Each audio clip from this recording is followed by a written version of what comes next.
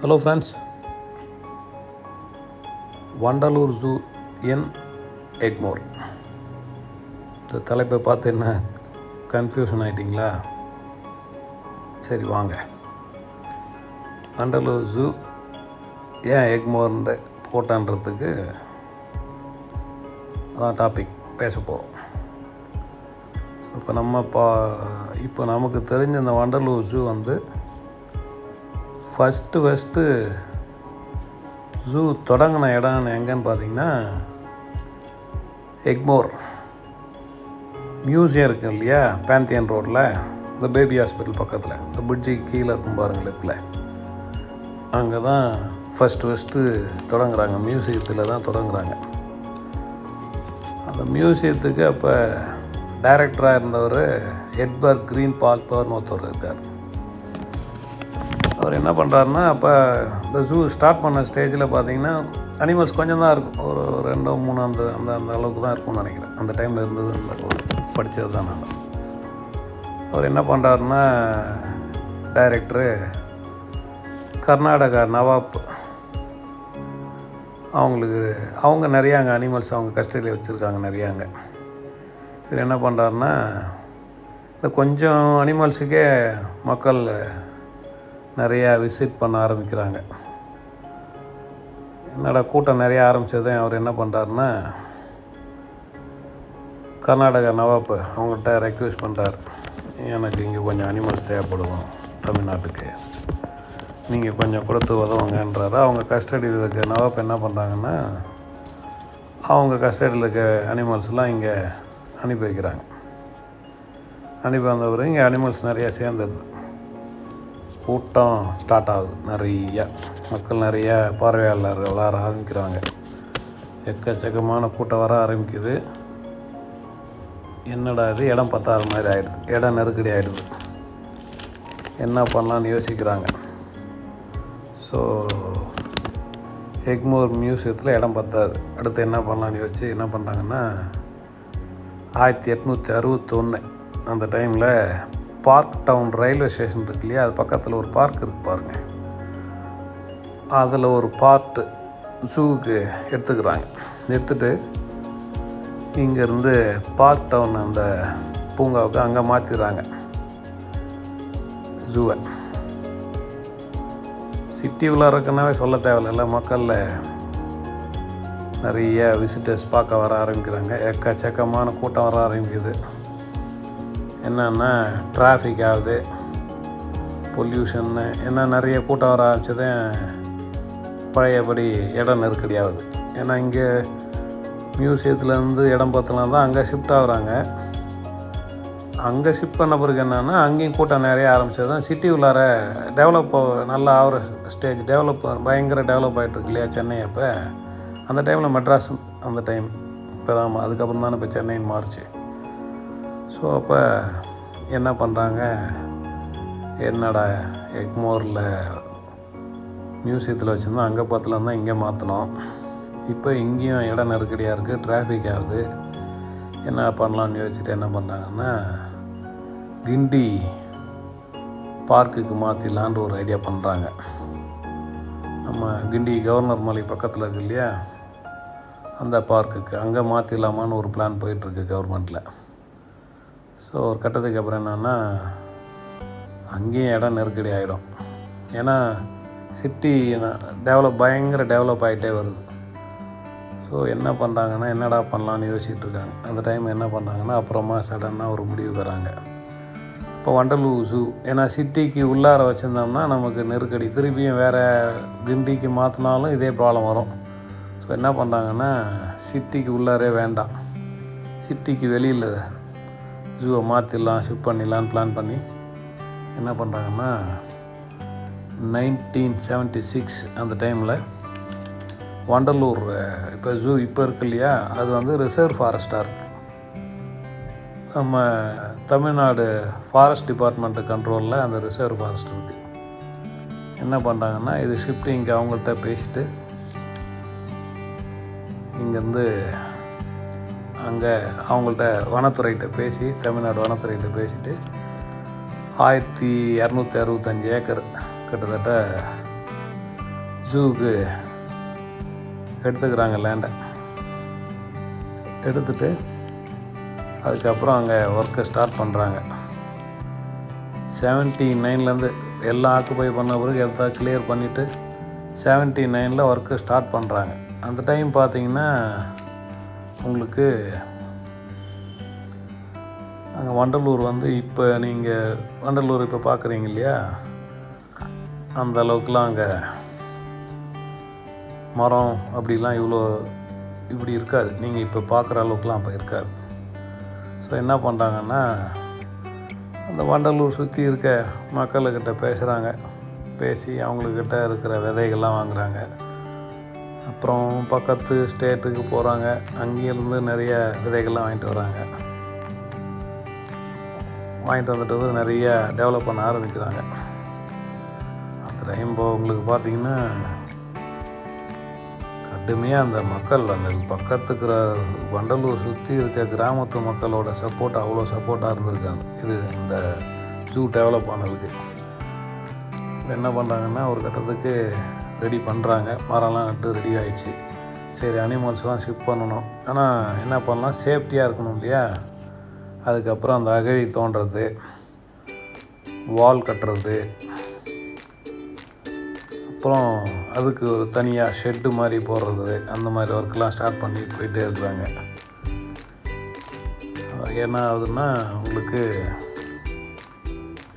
வாட்டர்லாம் வேணும்ல. என்ன பண்ணுறாங்கன்னா இந்த மற்ற வேலைலாம் எல்லாம் முடிஞ்சிருச்சு. என்ன பண்ணுறாங்கன்னா இந்த நடைபாதைகள் அந்த சுற்றி வராங்களே, இப்போ விசிட்டர்ஸ் வராங்கன்னா அவங்களுக்கெல்லாம் போகிறதுக்கு நடைபாதைலாம் வேணும். அப்புறம் அங்கே ஒர்க் பண்ணுற ஸ்டாஃபுக்கெலாம் குடியிருப்பு, அது ஒரு அப்பார்ட்மெண்ட் டைப்பில் ஃபுல்லாக ரெடி பண்ணிடுறாங்க. வேலை முடிஞ்சதும் கிட்டத்தட்ட 1983 ஆல்மோஸ்ட் வேலைலாம் முடிஞ்சிருது. அதுக்கப்புறம் என்ன பண்ணுறாங்கன்னா தண்ணி வேணும்ல. 1984 பாலாறுலேருந்து தண்ணீர் இங்கே வர வைக்கிறாங்க. எல்லாம் ரெடி ஆகிட்டு பக்கம் ரெடி ஆகிடுச்சு. 1985 ஜூலை 24 அன்னைக்கு தான் பொதுமக்கள் பார்வைக்காக திறக்கப்படுது ஜூ, வண்டலூர் ஜூ.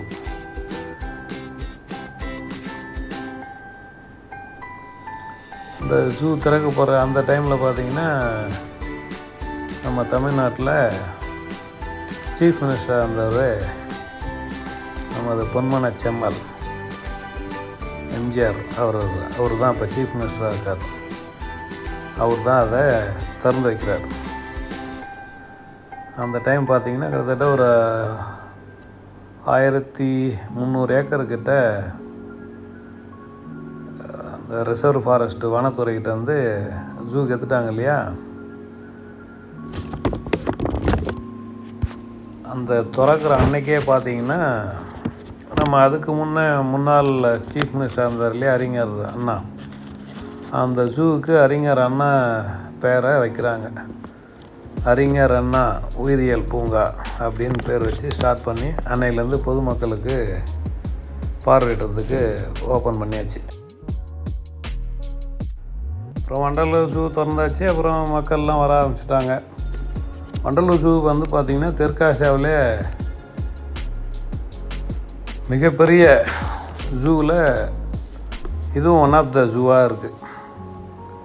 இப்படி போயிட்டுருக்கு. என்ன பண்ணாங்கன்னா 2000 என்ன பண்ணுறாங்கன்னா அடிஷ்னலாக இன்னும் கொஞ்சம் பக்கத்தில் இடம் கொஞ்சம் எடுக்கிறாங்க. எதுக்கு ஒரு 230 ஏக்கர் கிட்ட எடுக்கிறாங்க. எதுக்கு இந்த இடம் எடுக்கிறாங்கன்னு பார்க்குறீங்களா?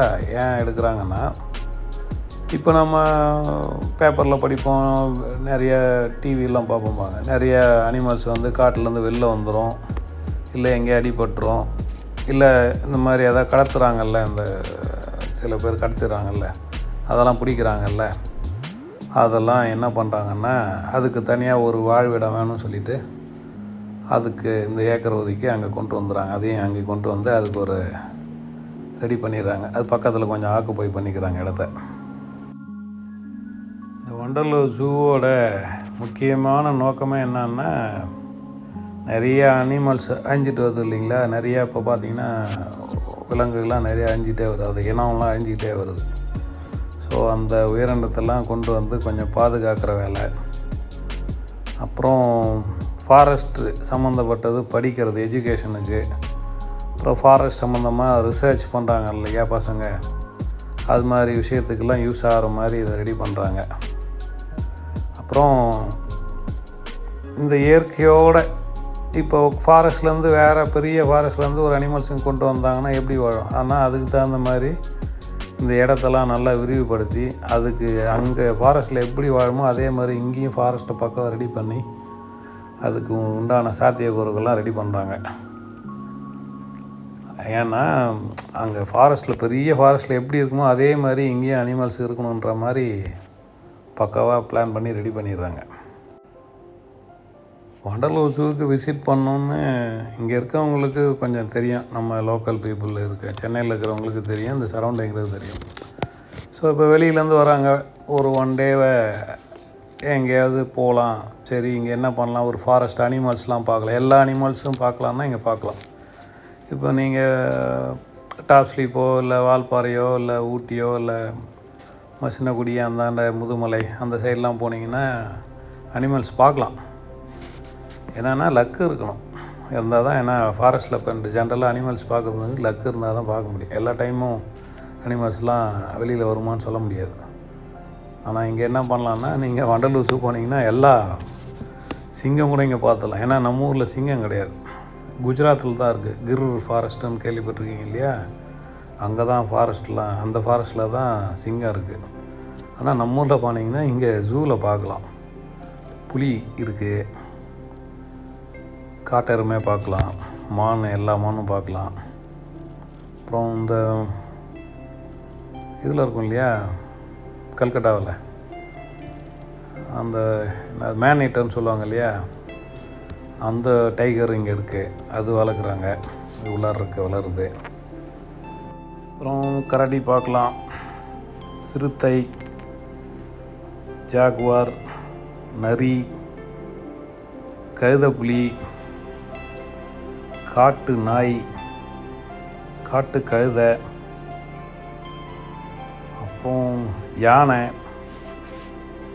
அதுக்குன்னே தனியாக ஒரு 62 ஏக்கர் இதில் தனியாக திறந்த வெளி, ஓப்பனில் திறந்த வெளியிலே இருக்கும், அதுக்கு தனியாக ஒதுக்கியிருக்காங்க.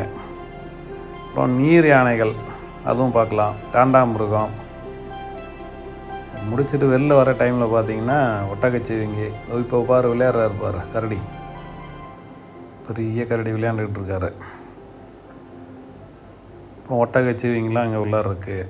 வரி குதிரை கூட இருக்குது. ஆனால் நான் இப்போ போன டைமில் வரி குதிரை பார்க்கல, ஒரு வேளை இருக்கா இல்லையான்னு தெரில. ஏன்னா அது இதுதான் இப்போ பெங்கால் டைகர் சொன்னேன் இல்லையா, பாருங்கள் வித்தியாசமாக இருக்குது பாருங்கள், ஒயிட் கலராக இருக்குது பாருங்கள். ரொம்ப நான் போனேன் அன்றைக்கி நல்ல வெயில் அன்றைக்கி. ஸோ தலைவர் பாருங்கள் ரொம்ப டயர்டாக மூச்சு வாங்கிட்டு படுத்துருக்காரு.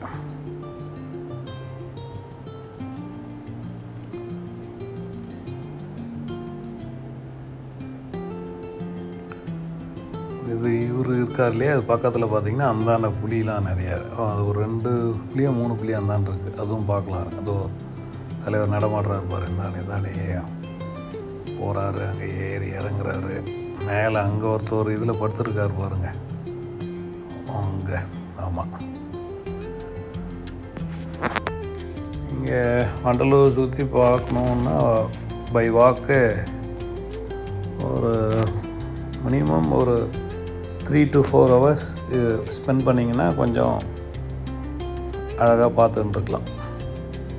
இல்லை வாக் பண்ண முடியாது அப்படின்னிங்கன்னா சைக்கிள் இருக்குது. முன்னெல்லாம் சைக்கிள் கிடையாது, ஒரு டைம்லாம் பார்த்தீங்கன்னா சைக்கிள் கிடையாது. அந்த டைமில் ரொம்ப வருஷத்துக்கு முன்னெல்லாம் சைக்கிள்லாம் கிடையாது. இப்போ நான் போயிருந்தப்போ பார்த்தீங்கன்னா சைக்கிள்லாம் இருக்குது. ஸோ சைக்கிள் எடுத்துகிட்டு நிறைய பேர் உள்ளார ரவுண்ட்ஸ் வராங்க. பார்க்குறாரு லுக்கு, பயங்கர லுக்கு பண்ணிகிட்டு இருக்காரு, என்ன திங்க் பண்ணிகிட்ருக்கான்னு தெரில. ஸோ சைக்கிள் போகலாம். இல்லைன்னா அவங்களுக்கு வெஹிக்கிள் இருக்குது, சஃபாரி கூப்பிட்டு போவாங்க அவங்களே, ஃபாரஸ்ட் டிபார்ட்மெண்ட்டே கூப்பிட்டு போவாங்க. அதில் வேணுனாலும் நீங்கள் போய்க்கலாம். அதுக்கெலாம் தனித்தனி சார்ஜஸ் போட்டுருவாங்க. இந்த சார்ஜஸ் டீட்டெயிலெலாம் என்ன ஆகுது லாஸ்ட்டாக பின்னால் உங்களுக்கு கொடுக்குறேன் சார்ட், அதில் பாருங்கள். இவர் இந்த நடந்துகிட்ருக்கார் இந்த டைகர். இந்த ஜூவில் இந்த டைகரு புலியெலாம் தாண்டி நீலகிரி லங்கூர் கேள்விப்பட்டிருக்கீங்களா? அது சிங்கவால் குரங்கு, சிம்பன்சி இப்போ பார்த்துருப்பீங்களா, விளையாண்டுக்கிட்டு இருந்தது பாருங்கள் கயிறு பூச்சி. அப்புறம் சவானா, பபூன்னு, இன்னும் என்னென்னமோ நிறையா இன்னும் அனிமல்ஸ் நிறையா இருக்குது. அதுக்கப்புறம் பார்த்தீங்கன்னா கருப்பொன்னம், பேர்ட்ஸில் கருப்பொன்னம், நீர்க்கோழி, மயில் நிறையா. மயில் ஃபுல்லாகவே சுற்றிக்கிட்டு இருக்கும். மயிலும் இது மானும் பார்த்தீங்கன்னா வெளியில் ஓப்பன்லேயே சுற்றிக்கிட்டு இருக்குது. தனியாக கூண்டுக்குள்ளாரையும் இல்லை, அதோட ஃபென்சிங் உள்ளாரையும் இல்லை. அது நம்ம இப்போ உள்ளார நீங்கள் ஜூக்குள்ளார போனீங்கன்னா எக்கச்சக்கமான சும்மா சுற்றிக்கிட்டே இருக்கும். நம்மள்ட்ட பக்கத்துலேயே போகும், பயப்படாது.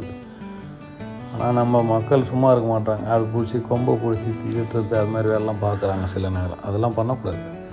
முக்கியமாக குப்பையை போடாதீங்க, பிளாஸ்டிக்கு யூஸ் பண்ணாதீங்க உள்ளார. ஆனால் உங்களுக்கு கூல்ட்ரிங்க்ஸு வாக் பண்ணச்சே பார்த்தீங்கன்னா வரிய நடுக லெமனு, கோக்கு, பெப்சி அது மாதிரிலாம் கூட கிடைக்குது. ஆனால் குப்பையை கரெக்டாக எங்கேயும் வெளில போட்டுறாதீங்க. ஏன்னா ரொம்ப பார்த்துக்க வேண்டியது நம்ம பொறுப்பு.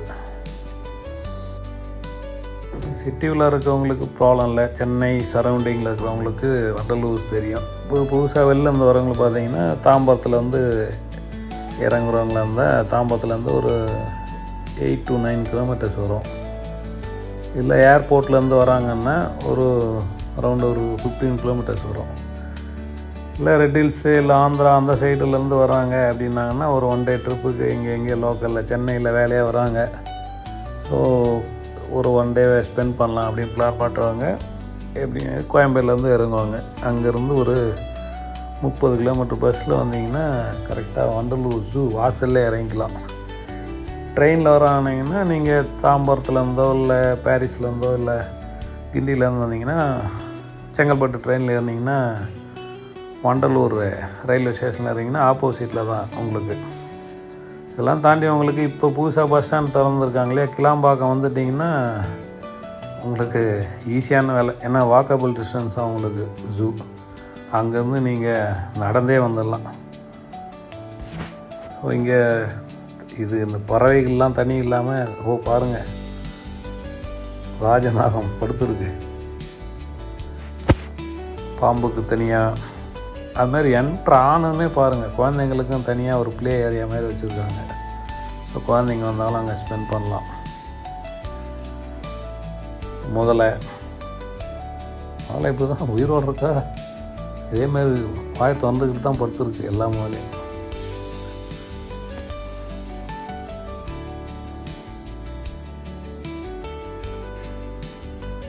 இயற்கையோடு இருக்கிற மாதிரியே நல்லா பண்ணியிருக்காங்க. ரொம்ப வருஷத்துக்கு முன்னே போயிருந்தேன், அப்போல்லாம் இந்த அளவுக்கு ரெடி பண்ண மாதிரி தெரியல. ஆனால் இப்போ சூப்பராக பண்ணியிருக்காங்க. இதோ இருக்குது பாருங்கள் காண்டாமிருகம்